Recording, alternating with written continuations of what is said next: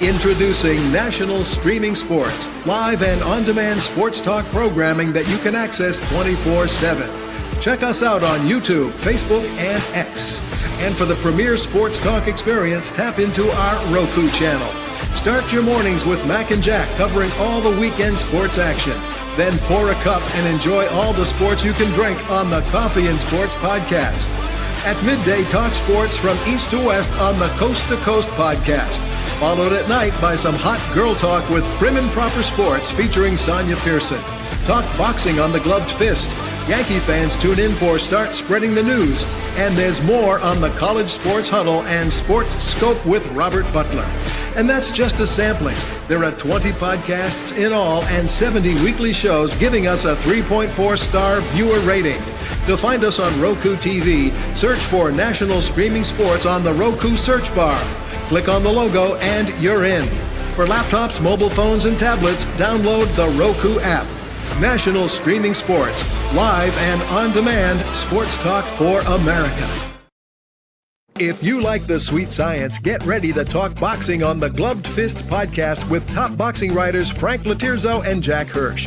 Frank, a former amateur boxer out of Philadelphia, writes for NY Fights and can be seen on the Boxing Channel. Jack, an amateur boxer who competed in the New York Golden Gloves, was a 6-term president of the Boxing Writers Association.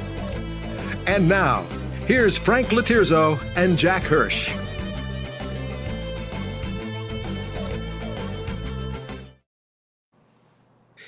And we're back. Welcome to Glove Fist. Happy New Year, everyone. My name is Frank Lotierzo, part-time writer, full-time observer, joined by Mr. Happy himself, Jack Hirsch, former 6-term president of the Boxing Writers Association of America. Happy New Year, Jack. How are you? Happy New Year to you, Frank. You know, what was going through my head as you were doing the intro, a trivia question that I'm going to ask you, which is going to be a combination boxing football trivia question. They're linked together. Go ahead. No, it's not about Art Powell fighting Cassius Clay. Charlie Powell, Art Powell's brother who played for the Raiders. That's not Charlie Powell played for the Niners, right? Charlie Powell. Well, Charlie Powell was the boxer who got right. He played for the Niners. Art Powell played for the Raiders, I believe. But that wasn't the question. I'll get to the question in a moment. I know I cut you off during your intro. I usually cut you off, but during the intro is kind of rude of me. That's okay. Okay, Jack, this is the first show of 2025. The NFL playoffs start this weekend. I believe that a lot of football fans are boxing fans and vice versa. So, with the Super Bowl tournament about to start, I think it's only fitting that we make our picks, or first revisit our picks before the season started, and then make our picks for the tournament. I'll go first. Before the season, I said the Super Bowl would be the Chiefs and the Eagles, and I said the Chiefs would win. And by the way, correction. The Eagles are now the Vultures. I refer to the Eagles as the Vultures, not the Eagles. So I had the Chiefs and the Vultures in the Super Bowl, and I favored the Chiefs. Well, the day of reckoning is here. I still think it's going to be the Chiefs and the Vultures, but I think the Vultures beat the Chiefs. Yeah, you see, Frank, I'm a bit different in this sense. When I have a prediction before the season, and my teams are still alive, I'm not talking about mathematically alive. That's nonsense. Realistically alive. I can't back out and go against them unless they've suffered an injury where you know there's absolutely no way they can get to where you predicted they would be. Okay, and before the season, I picked the Green Bay Packers to come out of the NFC. And if Jordan Love is healthy going forward the rest of the playoffs, I'm not going to back off of my pick because the Packers were basically the type of team I thought they would be. Maybe a shade under, but basically in the ballpark, and I think they can turn it up a notch during the playoffs. My problem's in the AFC. I picked the Houston Texans to get there and lose to the Packers. That doesn't look good. And now that looks awful at this point, even with the Texans healthy. But let's say the Texans all of a sudden put it together in the playoffs, get the right matchup. It's a new season. Right. And then I withdrew my pick. How can I brag? Oh, I picked the Packers over the Texans. How can I gloat about it? But wait a second, Jack. Things change. And let me just clarify, too. I think that I picked the Chiefs to beat the Eagles before the season started. I'm not sure. I'll have to check on that because I may have picked the Vultures because I know the Vultures had a great offseason and they scared me. So I'm not sure, but I'm basically sticking with the same pick. So you're going to go with Packers and the Texans? Well, I feel the Packers have an excellent chance to come out of the NFC, but chances are they'll have to go through Detroit. And how can I be confident that Green Bay is going to win the NFC Championship game at Detroit? They got to beat Philadelphia first. And they're not going to. And I think they are. They are. But then there's the follow-up game. They would have to play Detroit, after that. I like their chances better against Detroit than I do the Vultures. Wait a second, unless Minnesota, I'm sorry, Minnesota would then, if they, would have a real, I don't know how, it depends who won in the first round, the matchups. Okay. I think if the Packers beat the Vultures, I think they match up better with the Lions because I don't like the fact that the Lions defeated the Packers twice. I think it's hard to beat a team 3 times in one season.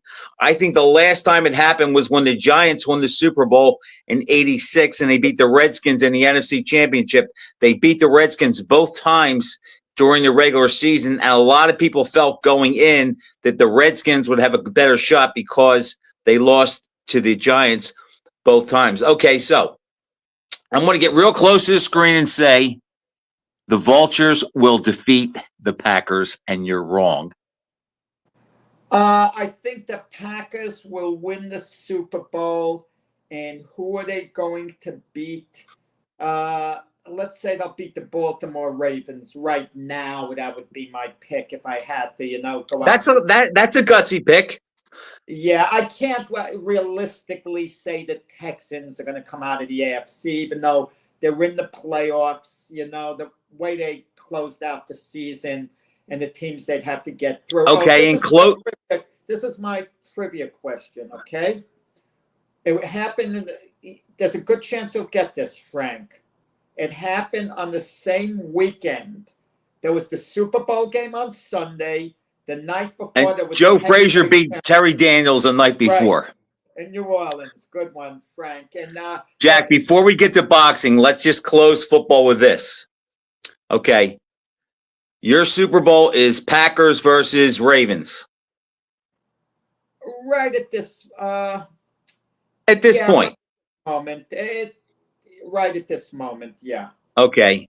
I'll go Vultures versus Chiefs. Now, let's get college out of the way. There's 2 playoff games in college, Thursday and Friday night. Who do you like, Notre Dame or Penn State? Well, you think I'm going to go Notre Dame. I love Marcus Freeman, the energy he brings to Notre Dame. But I think the bad guys are going to win Penn State. Not that they're bad guys, but I love Marcus. Okay, and who do you think will win between Ohio State and Texas? I think Texas upsets Ohio State. Do you know how much fun this is going to be? We disagree on the Super Bowl, and we disagree on the 2 college playoff games this weekend. You have Penn State and Texas. I have Ohio State and Notre Dame. So this will be fun. Texas beats Penn State and wins the national championship. And Ohio State beats Notre Dame and wins the national championship. Okay. All right, Jack. It's a new year. I think 2024 was a disappointing year in boxing. We're looking ahead to 2025. But you said you wanted to speak about Donald Curry to start the show off. Yeah, Donald Curry has some issues because of his years in the ring. And it's all too common. And nothing is going to change. You could have all the testing you want, all the medical this, all the medical that. It's the mindset of the people in boxing no one looks out for the fighters the way that they should. And I was involved with the American Association of Professional Ringside Physicians for 10 years on their board of directors.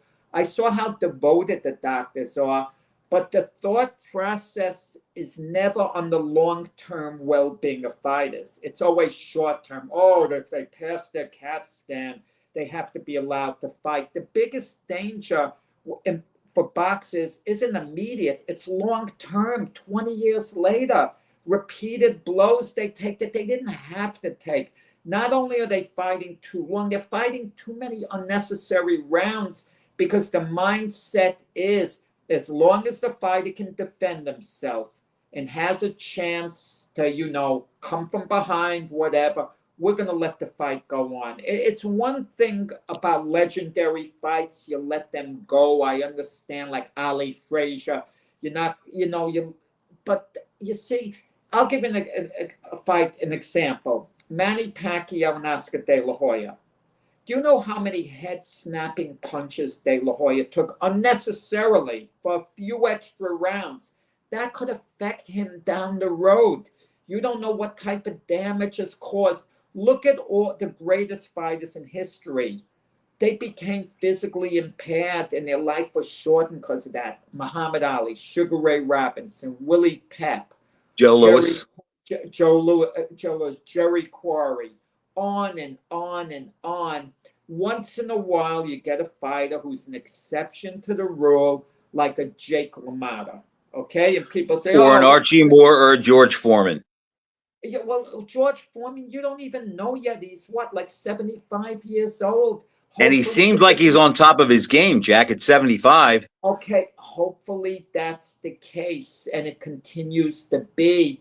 But you never know. A guy can hit a wall when he's 78, when he normally would live to 94, for example. And it could start affecting the quality years he could have later on. Okay, let's break this down a little bit.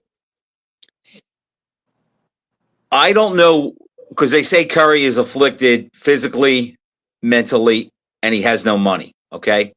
I don't know what he did with his money. I don't know how many mansions he bought, if he did, how many cars he bought, how many people he supported. However, before we get to other areas about there being a support system, do the fighters themselves take any responsibility? I mean, it's not like Donald Curry didn't know the story of Joe Louis or Bo Jack or other fighters like that. Do they bear any responsibility? Well, they're young. They should. I mean, yeah, absolutely. At the end, everyone's accountable for themselves. Look, there are two former world champions I'm friendly with. They periodically call me up. One of them, and they're well-known world champions. One of them calls me up, and 15 minutes later, he calls me up again. Doesn't remember he called me up before to just start chatting out. And then another one calls me up. He requested something, not money, like if Right. to help him get into a banquet that was being held by the Boxing Writers Association of America. Could I get him an extra ticket there? But he had to put his wife on the phone because I had a hard time understanding him. And other fighters I know, you hear them talk, and I'm like listening extra hard, to make out. And because they were allowed to fight all those extra rounds in the ring. And sometimes it's unnecessary. The fight has no realistic chance of coming back. And the referee feels, well, we're doing them a favor, giving them every possibility. And the ending is inevitable. Once in a while, you have a miracle comeback. That's going to happen every once out of 100 times. But a guy who's getting pounded, who's a big underdog, outclassed, it's inevitable he's going to lose. But, Jack, you're talking about one fight. I'm talking about throughout a career. And do the fighters bear responsibility? And look, I think that they do, but financial literacy has to be learned. It's not something you're born with. They think that the good times and the money are going to last forever. But then I will harken back and say, well, history's replete with great fighters even being afflicted physically, mentally, and financially.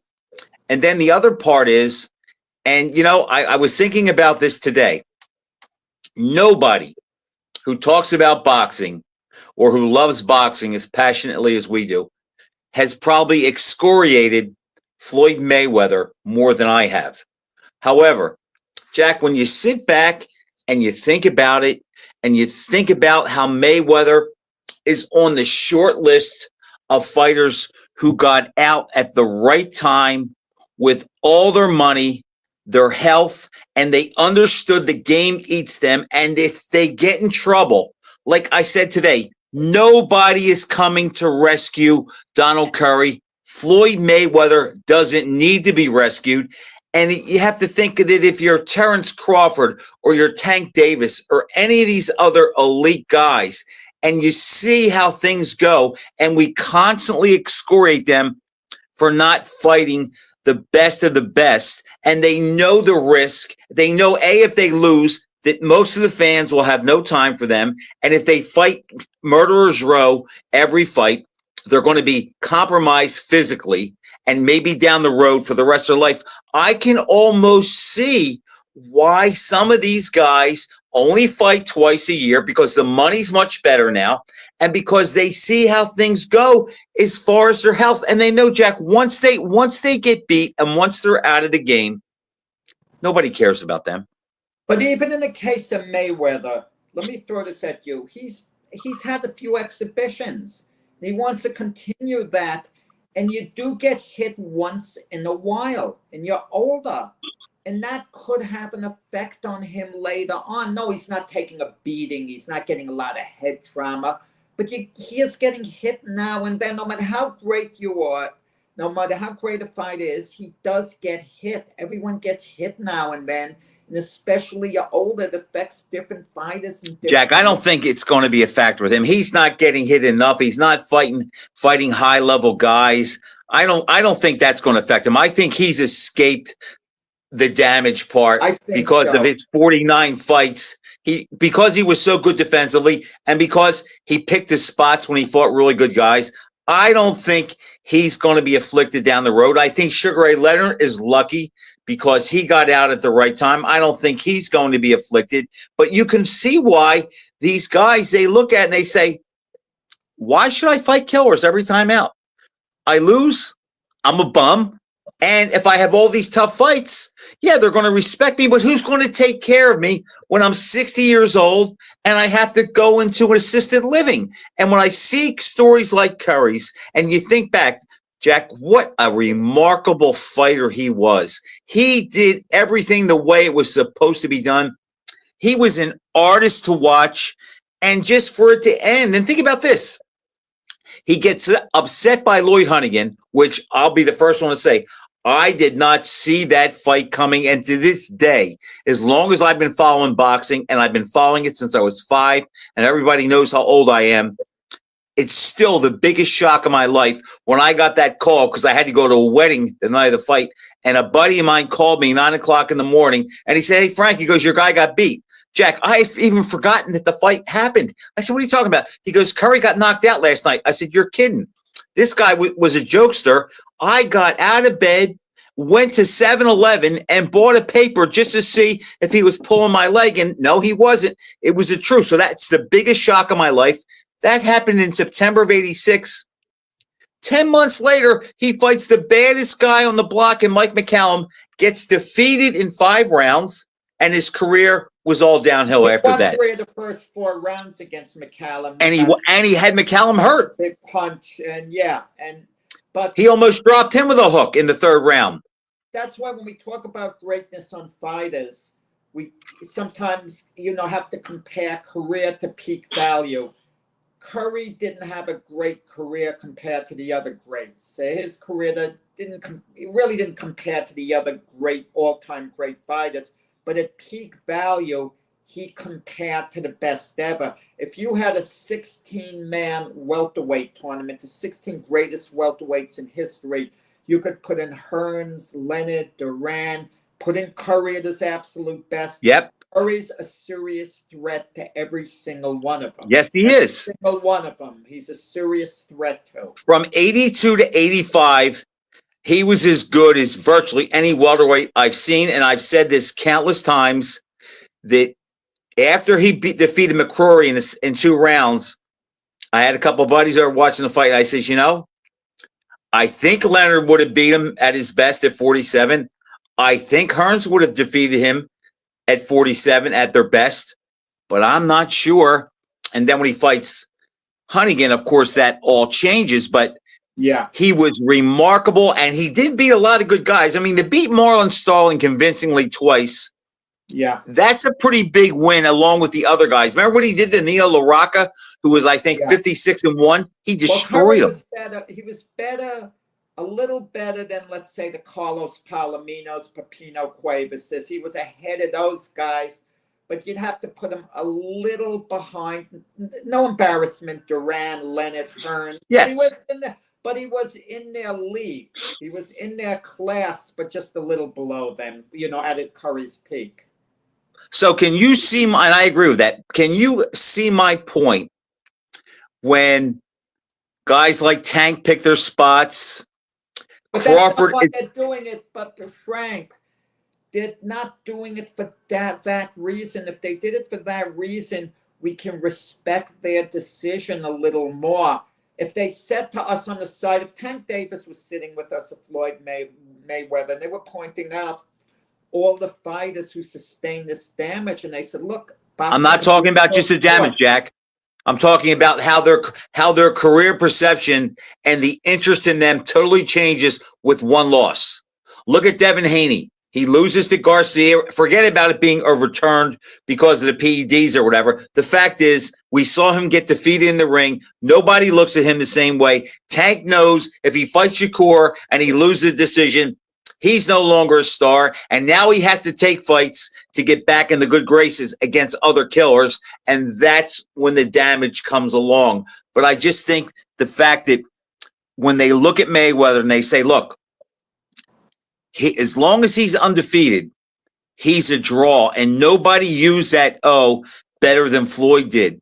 And I do think that has a lot to do with it. And remember, that also has a lot to do with, Jack, why Mayweather was paid so much money, because it wasn't that his fights were so exciting.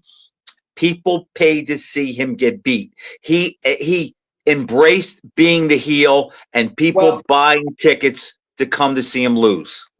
Yeah, I think that there comes a point in a fighter's career when he can see the end where being unbeaten means a lot. Take the case of Andre Ward.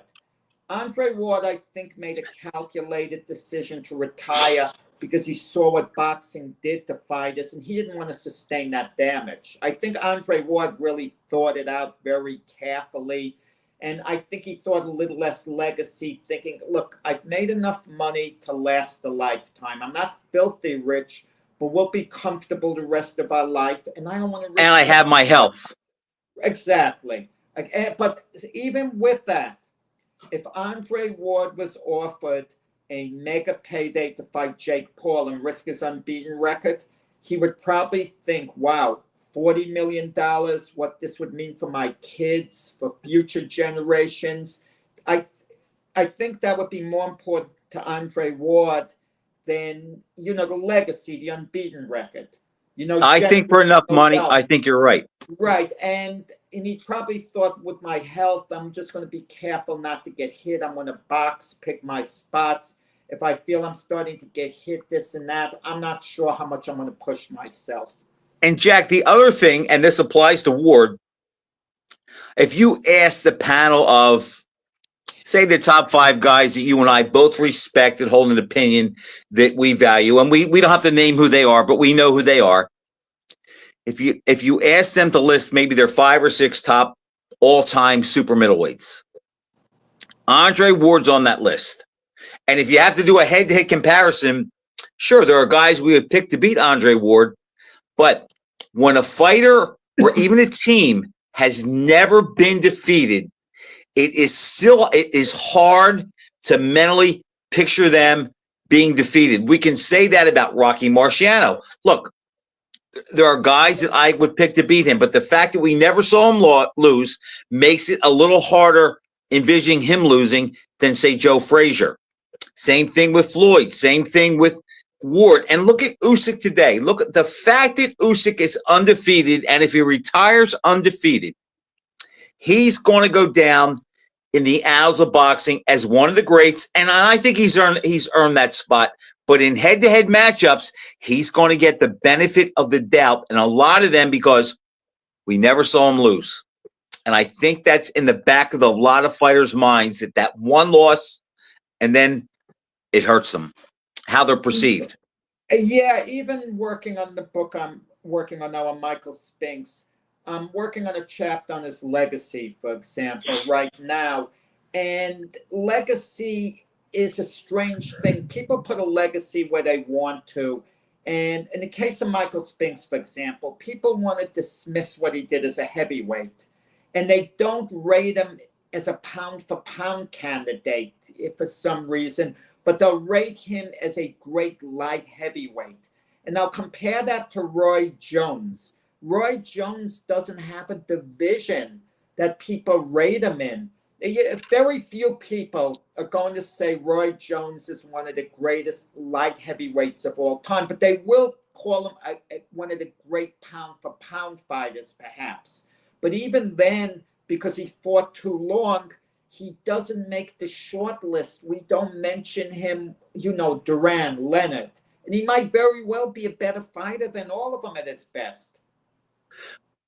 Roy's a case, Jack, where getting stopped and an accumulation of losses hurt him because he didn't have that great resume like, say, a Robinson had with his many big wins. But Roy at his best before he was defeated was one of the best fighters that's come along.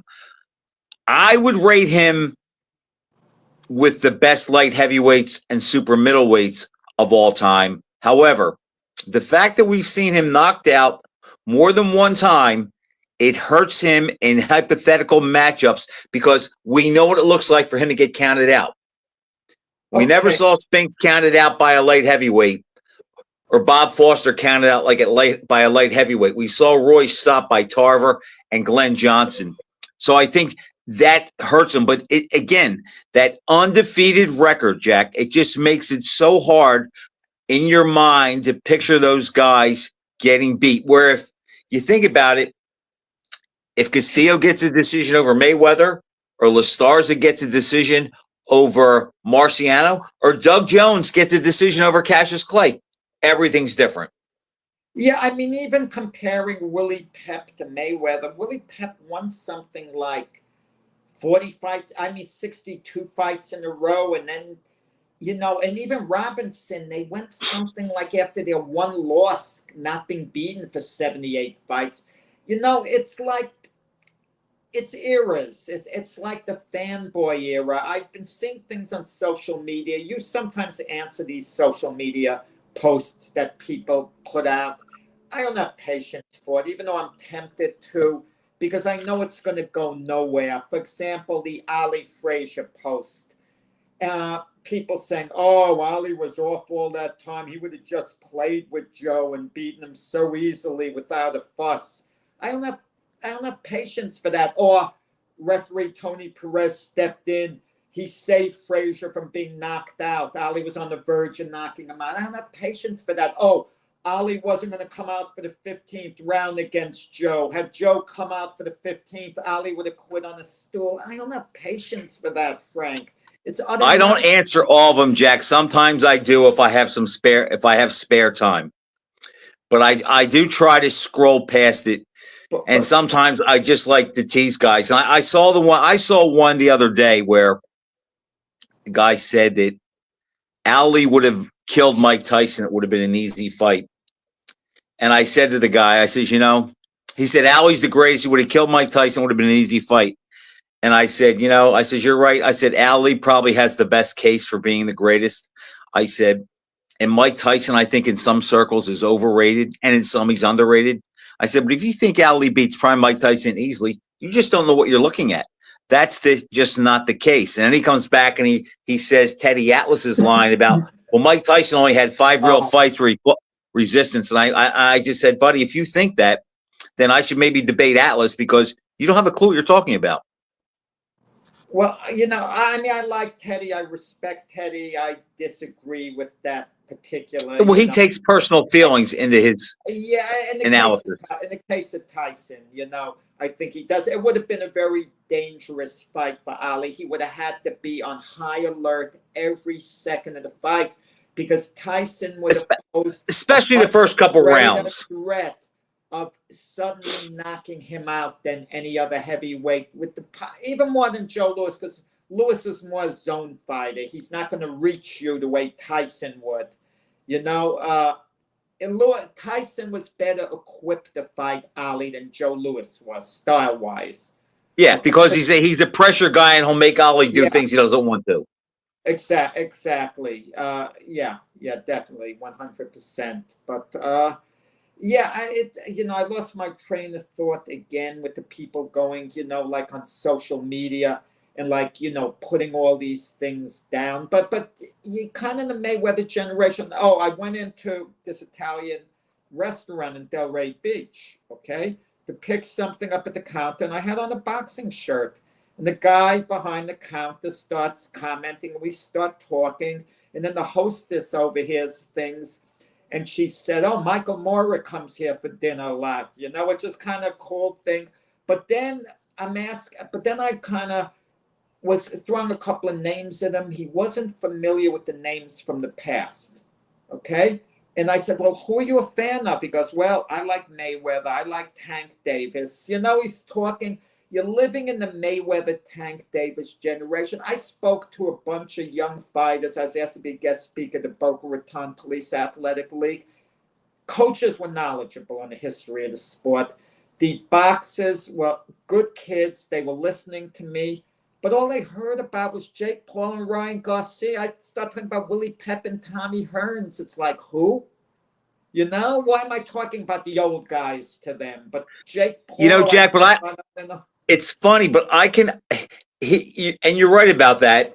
And as we're older now, we look at it differently. But I remember when I was fighting amateur and training at Joe Frazier's gym, and before there, the Cherry Hill Pal, and I had every day to pick Joey Giardello's brain, and then every day to pick George Benton, Eddie Futch, when Willie Reddish would come in with Parker, Wesley Mozon, all these guys. And Jack, you know what? I never did. Because all I cared about was myself. I want to learn how to box and see if I can take this anywhere. Of course, I asked him about Ali, but think about it. I could have asked Benton about Robinson. I could have asked him about Lewis. Eddie Futch sparred Lewis, was in the ring with him. It never dawned on me to ask him about that. It never dawned on me that George Benton was basically the same era as Ray Robinson because I didn't care about that. And then when I hear about the old guy sometimes, well, could he have beaten Ali? That's all I knew. Could he beat Ali? No, he couldn't beat Ali. No, I don't have any time for him. Where today, it's it's Tyson, and I guess it's Mayweather. And it's like that's all the young fans care about. They don't care about the history until they get older. I'm around Wendy's kids a lot that are big sports fans, and a lot of times, they know how I feel about boxing. They know I like other sports, and the debate will come up. Well, Mayweather's undefeated. He can beat Ray Leonard. LeBron's better than Jordan. And I tell them, I say, look, I understand that, but to speak cogently on any of it, I says, you have to have lived during the era. I can speak about Ray Leonard, and I can speak about Mayweather. I can speak about LeBron. I can speak about Jordan.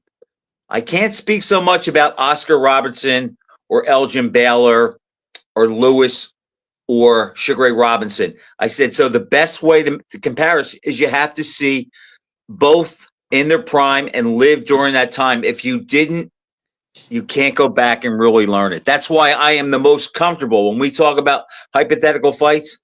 I'm the most comfortable talking 1965 to present. If we go back before 65, I have to depend on the black and white grainy films. Yeah, it's funny, missed opportunities when you're younger. I used to go to school in the city, Manhattan, and I would walk, one campus building to the other, and I would be passing by Jack Dempsey's restaurant. Wow. Never went inside. And I was a boxer. And I can relate to that. I was a big boxing fan, major, like I am now. Never went inside. Do you know what? Why didn't it occur to me? Go inside, ask for Jack Dempsey, buy him dinner, say, let me buy you lunch, Mr. Dempsey, or something, and sit down, talk to him about Jess Willard, Tommy Gibbons, Fred Fulton, Jack Doc Kearns, Gene Tunney, etc., etc. All with his career. Just pick his brain, sit with him there, have a little camera, with him. And the best I could do indirectly, my sister was at a party once and Jack Dempsey was there. So she had Jack Dempsey, make out an autograph to my pal Jack, his pal who he never met. But when we're young, missed opportunities. But you were with these guys and they had so much knowledge, but you're young. I'm 18 years old, Jack. It's like what Joe Louis didn't mean anything to me at that time, or what Ray Robinson didn't mean anything to me at that time. At that time, Muhammad Ali and Sugar Leonard were boxing. Yeah, the same thing. I wrote a story on Charles Mooney's a trainer at a West Palm Beach gym, and I wonder how many of the young kids he trains. Pick his brain. How was it to be with Sugar Ray Leonard and the Spinks brothers on the Olympic team? They're probably they love their coach, but I have doubts whether they're picking his brain on things. And that's just the way it is. But I'm going to say this, Frank, and we're guilty of this to a large degree. When we talk about boxing history, this is boxing history going on now, because what's going on now, even though it's tweaked a little bit with the mindset, all this multiple champions and all, we've had this the last 50 years. It becomes a part of boxing history. We're thinking of the good old days, from the 70s and before that. But this is boxing history the last few decades. We can't dismiss it, even though we might not like it. No, you're right. You're right. And in years down the road, when the next generations come along and write the history books, they're going to be different than what we see now and how we look back. I mean, maybe in 50 years, guys are going to look back and say, wow, in 2023, Terrence Crawford fought Earl Spence. What a fight. Boy, that's when fighters are real, and that's when men were men. Yeah. You just don't know. But or Frank, you could be teaching a boxing course in college, and someone could say, no, Adrian Broner is a greater fighter than Henry Armstrong. He's won 4 world championships. Armstrong, exactly. And Armstrong has these extra losses on his record. Exactly. It's funny. Think about this. My cousin, she's about 10 years older than me. The guy she married was from upstate New York, and he said that Carmen Basilio was his gym teacher for a couple seasons. Oh, yeah, at Lemoyne College. Right. Instructor, yeah. And I thought, how cool must that have been? Oh, man. But the guy wasn't a big boxing fan. He just said, look, he was a tough guy. Nobody messed with him, and we really liked him. And I'm thinking, wow, I would have loved to have had him as my phys ed teacher. But here I am with Giardello every day. And it's like I'm not even asking him, because here he is. He's an old man. You can understand him, but you had to be pretty intently listening. And the other thing with Joey that turned me off is his disdain for Muhammad Ali was so bad. I just thought he was so biased that I couldn't take him serious. And it seemed most of his praise were for white fighters. And I just thought, this guy is old school and he's not going to give me the real deal. Where a guy like George Benton was more, measured, and he would tell you exactly what's what. And I know that nationality or race would never play into it. Where Joey, if the guy's last name ended in a vowel, nobody could beat him. Yeah, I mean, Joey had a heck of a career, Joey Giardello. He did, but I didn't know that till after the fact. Yeah, yeah, but yeah, but even though you might have a legendary fighter training you, he becomes just your trainer after a while. You don't look at Right. him quite the same. Once you find out, it's what it is. Getting back Errol Spence, you mentioned him a moment ago. The latest news came in that Errol Spence announcing his retirement. Supposedly suffered another eye injury, sparring in the gym. But there was absolutely no reason for Errol Spence to be fighting after the Crawford fight, unless it was a rematch with Crawford to pick up another $20 million. He'd be doing it for the money. I can accept that and respect that. If it's filthy money, one last payday to set him up a little more, even though it's a bit risky. But that's why fighters are fighting too long. Well, Jack, let's assume I don't know how much money Earl made, but wouldn't you think that if he's invested wisely and he hasn't overspent above his means, that he should have more than a comfortable life the rest of his life? Absolutely, absolutely. Well, then, Okay. if that's the case, I hope, unless it's a windfall payday for like $20 million, something that's generational wealth, then I hope that we don't see him again. I don't need to see him again. He was an unbelievably outstanding fighter. He lost to the best guy of his generation. No shame in that. A doctor once told me in complete confidence that if a fighter could make impact money for one fight, and if he didn't have that fight, he would be somewhat poor. But that one fight would get him out of poverty and make him comfortable the rest of his life. He would pass him on the physical. Even he would overlook stuff, to give him that, security for the future. And I respected the doctor for that. In all honesty, other people say, "Oh no, if he can't pass the medical, No, I agree with the let him doctor go there. and let him be in poverty." Come on. Jack, of all the fighters that you know of and read about, whose careers we know, going back to Tunney or Jack Johnson or Langford up until recently, who do you think got out at the exact perfect time? I think there's a handful. I'll throw out my handful as you're thinking. I think Gene Tunney got out the perfect time. I think that Marciano obviously got out at the perfect time. We don't know. We don't know. Frank, his life was cut short in the plane crash.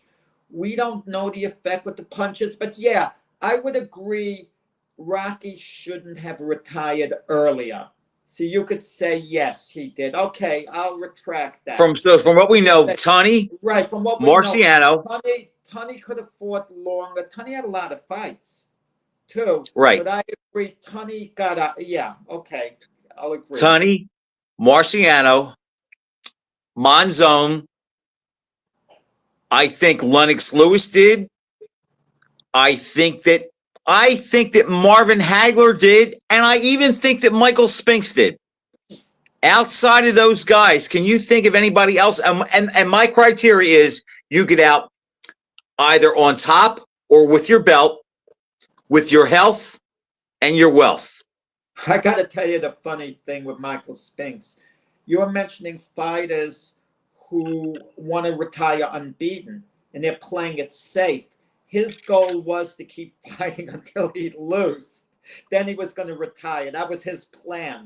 I never knew that. Really? Right. I'm going to keep fighting until someone beats me and then I get out, because he didn't care what his all-time rating was, or he didn't care about his legacy.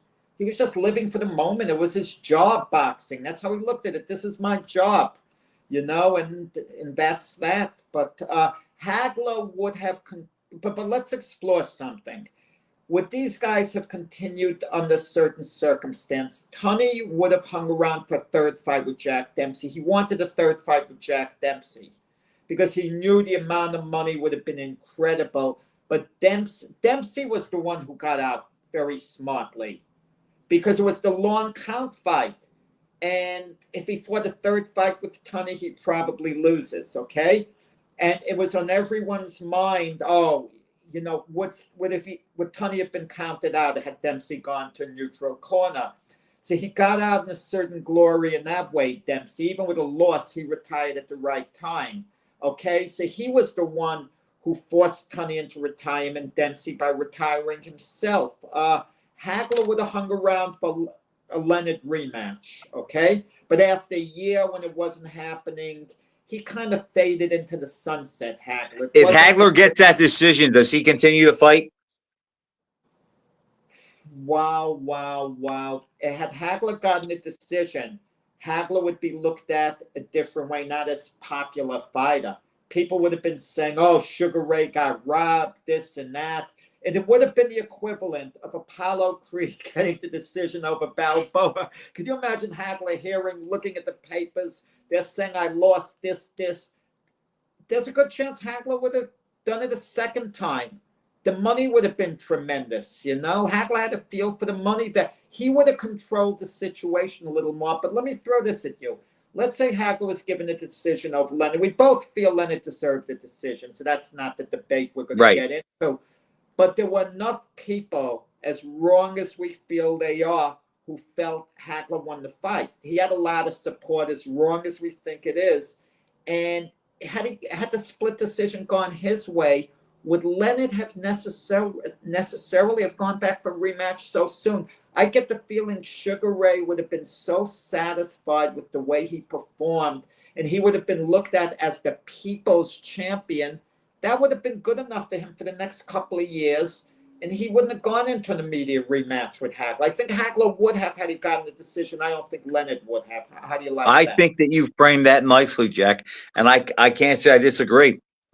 Because Leonard was such an underdog, the fact that if he loses a split decision, it's almost like a win.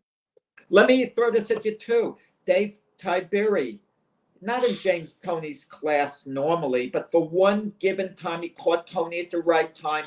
Toney clearly won the fight.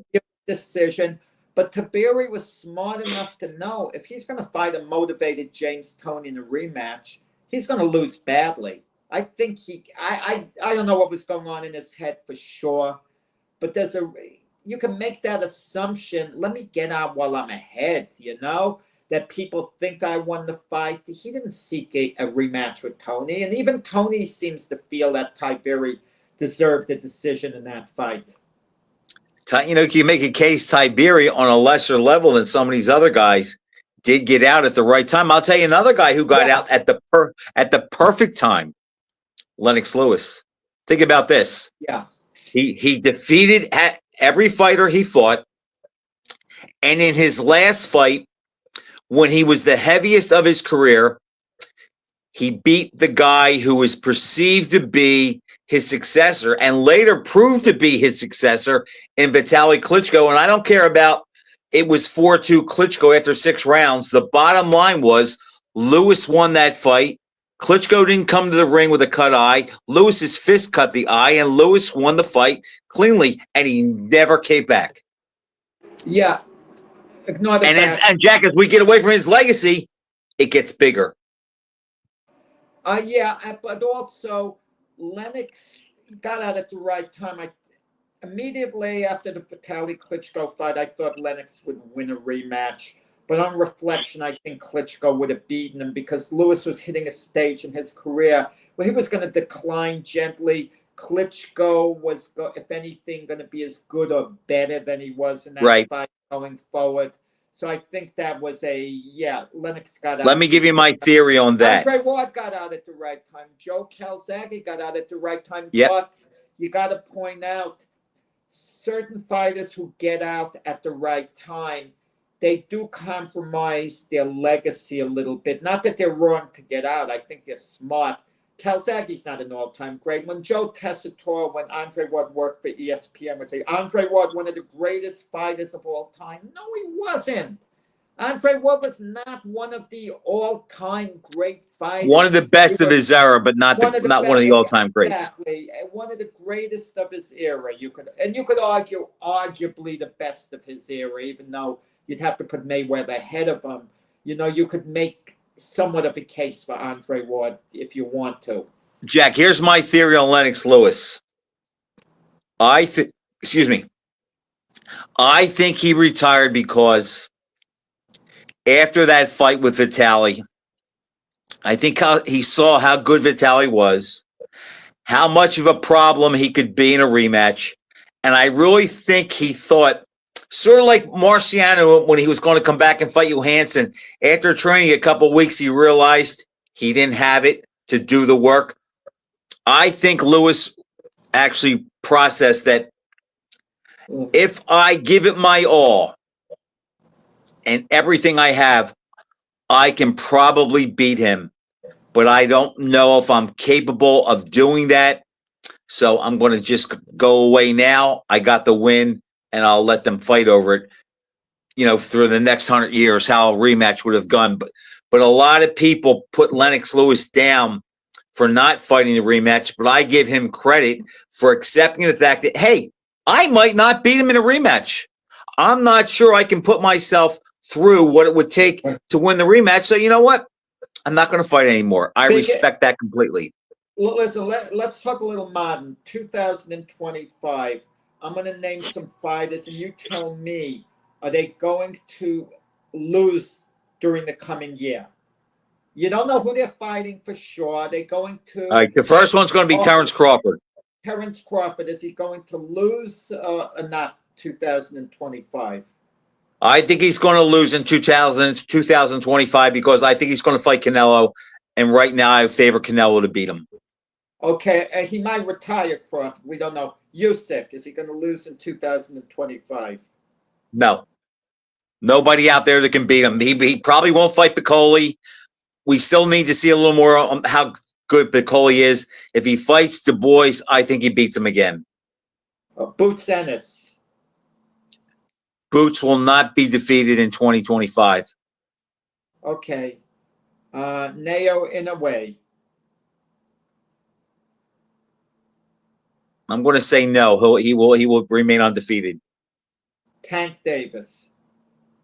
I'm going to say Tank will remain undefeated, and a lot of that has to do with I think he'll pick the right fights. Canelo. All right, let's see. If Canelo fights Crawford, it would probably have to be when, Jack? By the summertime? Well, maybe May?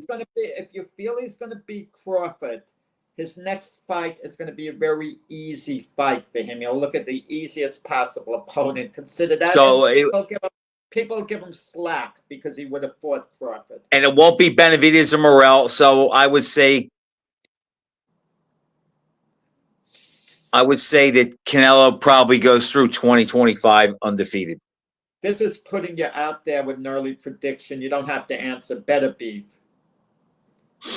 Because he's fighting Bivol right off from the get-go practically, next month.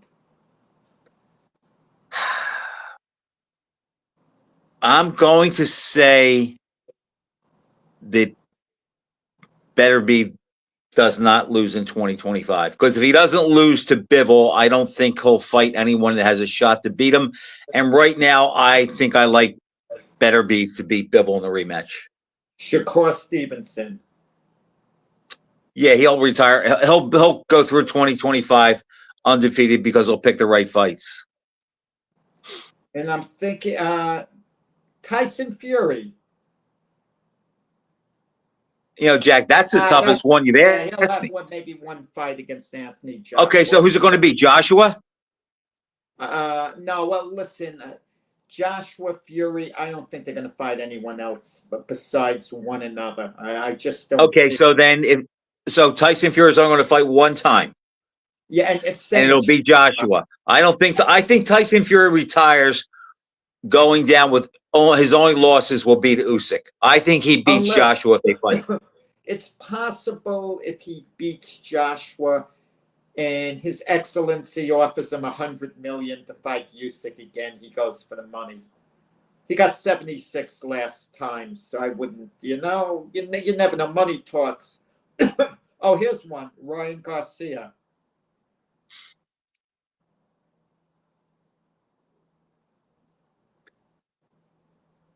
Boy, that's tough, Jack, because it all depends on who he fights. I mean, he's calling out Crawford. He's calling out Ennis. I mean, he gets slaughtered by those two guys, but if he doesn't fight them, I don't have a feel on that, but I'm not going to ride the fence. I'm going to say Ryan Garcia goes through 2025 and he doesn't lose. Devin Haney. Devin Haney will probably fight twice this year.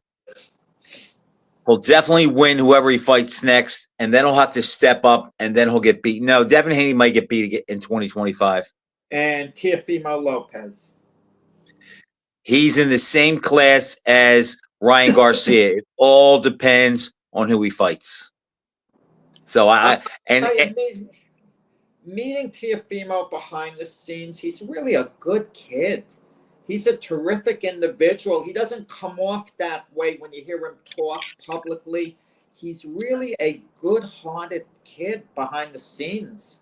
I mean, I like him a great deal. You know, I've spent time with him behind the scenes. And I've never met him. I don't know him. I'll give you an example. Like at the New York State Boxing Hall of Fame banquet, it was all over. Rocky Fratto, an old-time fighter, was at the Remember him?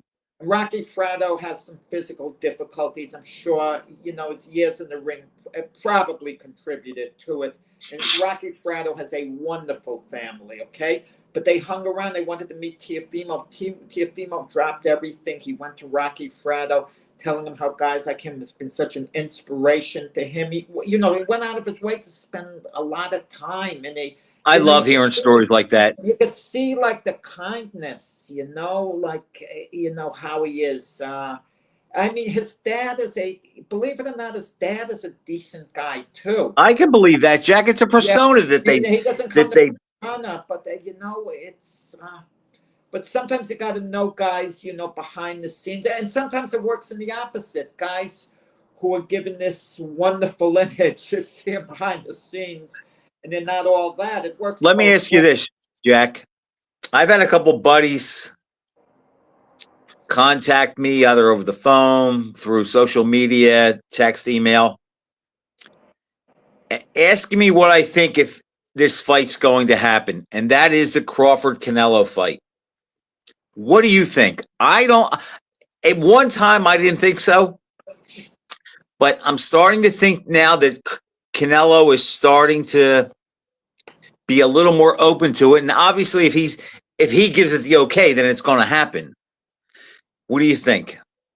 I think there's a good chance it does happen now.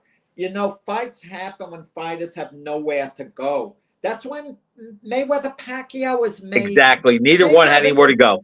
Mayweather didn't want to fight Pacquiao. Absolutely. Mayweather was stubborn, and to make the kind of money he wanted, he finally had to do business with Pacquiao. And Pacquiao had to do business with him, too. It got to that point. And you look at Canelo, who's he going to fight? Some belt holder? There's no one out there besides, let's say, David Benavidez. Is he really going to jump up in weight, say, I want to fight Benavidez now? The Benavidez-David Morrell winner. He's not going to, if Morrell somehow upset Benavidez, you never know what goes through Canelo. Right.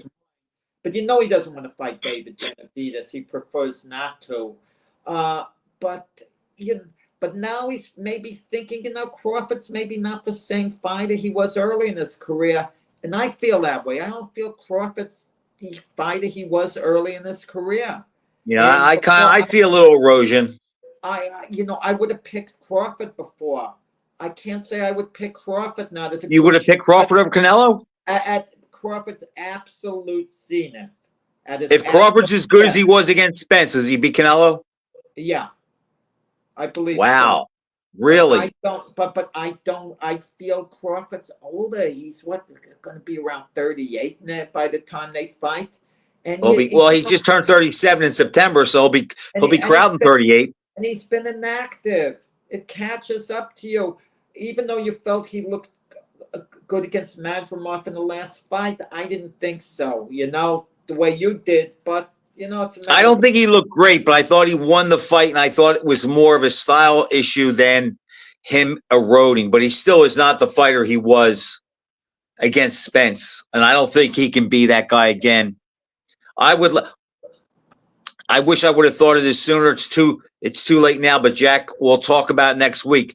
What if Crawford were to beat Canelo, where would that rank? Let's hit that next week.